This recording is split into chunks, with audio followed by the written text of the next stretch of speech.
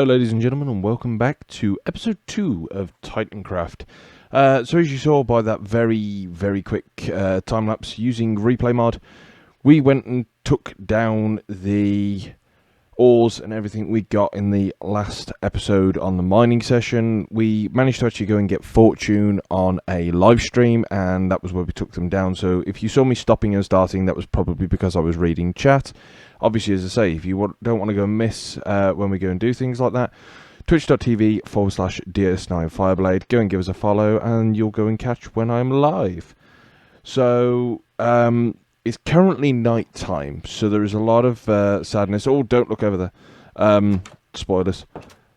Yeah, I've done, just looking at it again, done some work. Lol, get spruce signed. Okay, thank you, whoever did that. There's a lot of badness everywhere, and I'm very nervous about a creeper creeping up. No, we've got a spider instead. I'm just basically spoiling everything. I'll show that in a moment. But yeah, that's the resources we got. We're going to need to take these today because we need to go to the shopping district. Redstone-wise, quite happy. Right, okay, let's go and basically, because I've spoiled most of it now, we're going to go and just jump into showing off what I've done. You can possibly see by my armor bars, I now have full diamond gear. That was courtesy of Headcracker, because basically I was going around with iron gear, I was with an iron sword, and things just weren't going well. So he came across with armor that he traded with a villager. He also helped me set up a villager breeder, because today we are going to be working on an iron farm. We're going to need to obviously double check a design, because we are only allowed small modules. We are only allowed small modular iron farms on the server. There is a big one at spawn, which we showed off in the first episode. So we can't have one that size, which is understandable. You know, if everyone went and did that, there'd be a lot of entities, a lot of lag. The other one I think we may also do is try and mob-proof this. But I'll bring you right back when it's daytime, so I'm not competing with everything. Ah! Oh, okay, we made it through the night time. We didn't go and die. Used obviously quite a bit of food, and there are still a few baddies over here, especially under my monstrosity, shall we say. So basically, I have a plan this season. I have no idea if I'm going to be able to pull it off. I may have to try and sweet talk a few other people on the server who have done this in the past and are better builders than what I am. But this idea I've had, and it is a big one, and as I say, I'm no idea if I'm going to be able to do it. That's going to be the entrance to my base. That's the idea. So this is the front door. So you can go and probably imagine how big this could possibly be. Apart from, even though this is the front door, it's going to go a lot higher. My plan is, I'm just very nervous of creepers at the moment. My plan is to build a giant mountain, and inside that mountain is going to be a military base. Now, obviously for copyright reasons, I'm not going to say the name of the program I am basing my base off of. But I will, in a moment, when we go into the nether, be magically teleported off of this server and onto another one where I have constructed the portal. So let's go through and I can show you what we are going to build. Okay, so the magic portal worked. I'm now in creative mode and I'm on my creative server. And I want to know in the comments if you can guess what that is meant to be. Now, there's a couple of things I'm going to go and say about this design. One, it's going to be activated and deactivated by redstone. The reason being is I dislike the portal noise. So whenever I'm in the vicinity, I don't want this going and vumping.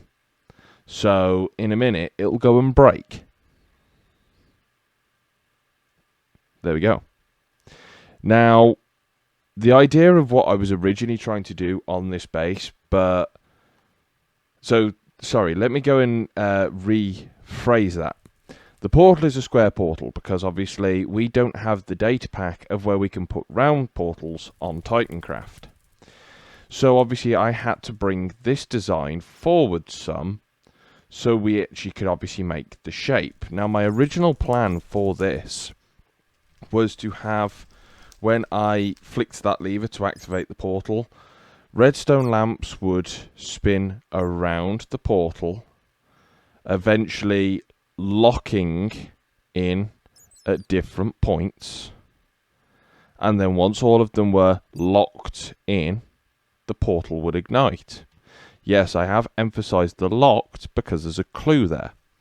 Now, I also want your guys' opinion. The blue soul flames, I think, work really well for the color of these numerics.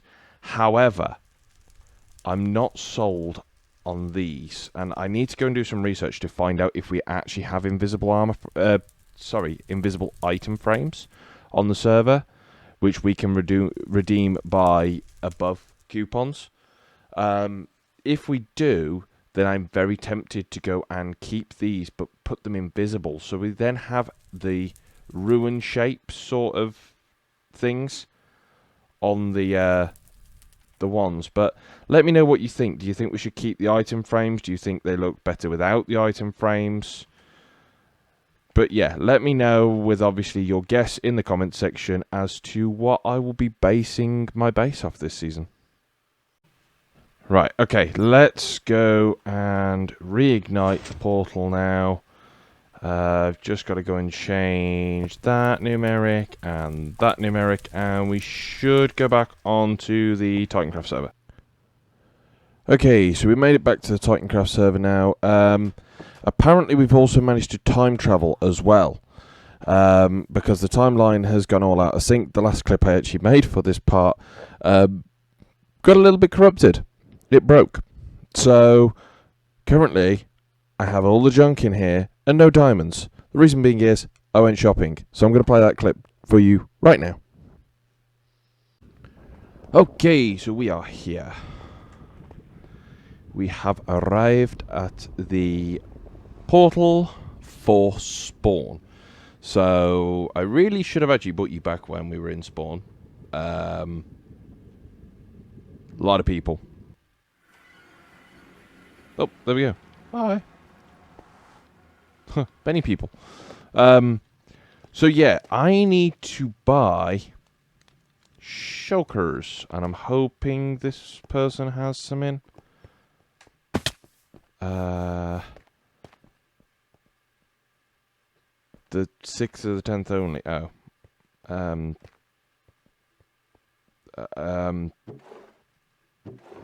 Aha! 7 diamonds each. Okay. I would like 1, 2, 3, 4, 5. Okay. So 1. I may not have enough for this. Yes, I do. Okay. 2, 3, 4, 5. Okay.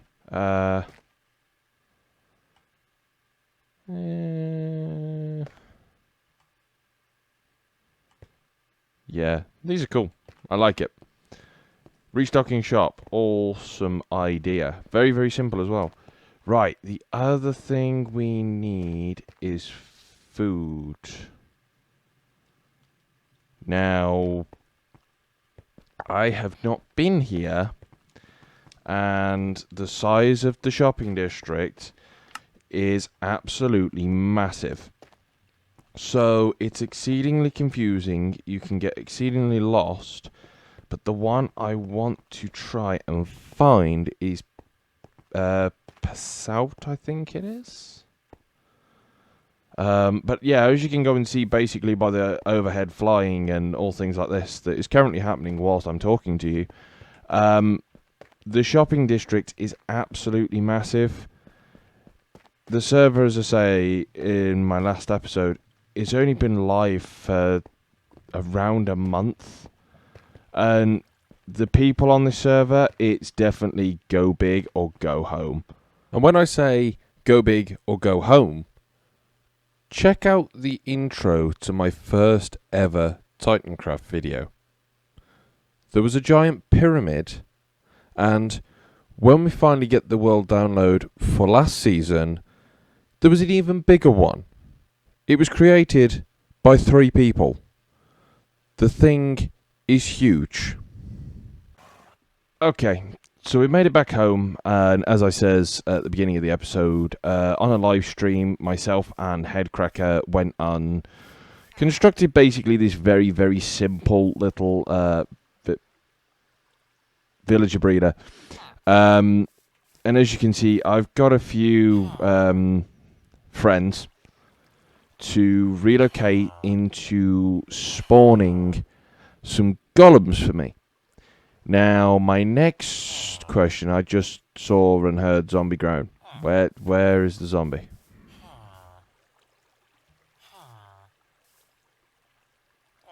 Okay, we will continue.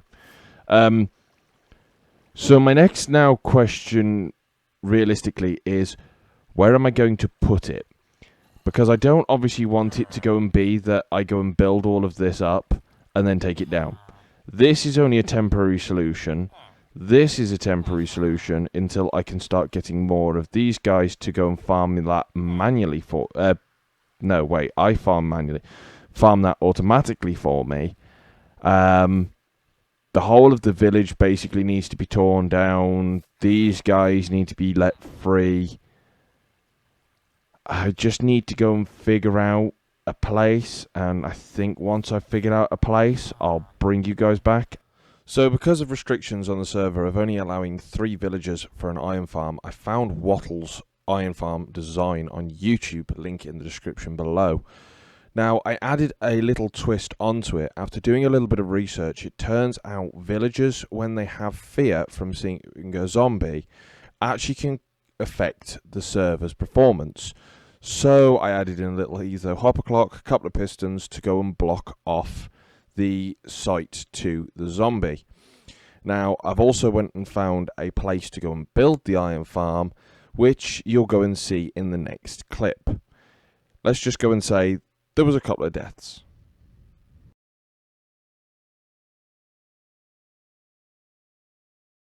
So here's editing DS9 now. The last clip I says there was a couple of deaths, and I was going to show you me building the farm. Well, here's the thing. I actually forgot to hit the record button. So I went and was narrating me building this farm. I had Headcracker come across and help me, and none of it was recorded. So here's the finished product.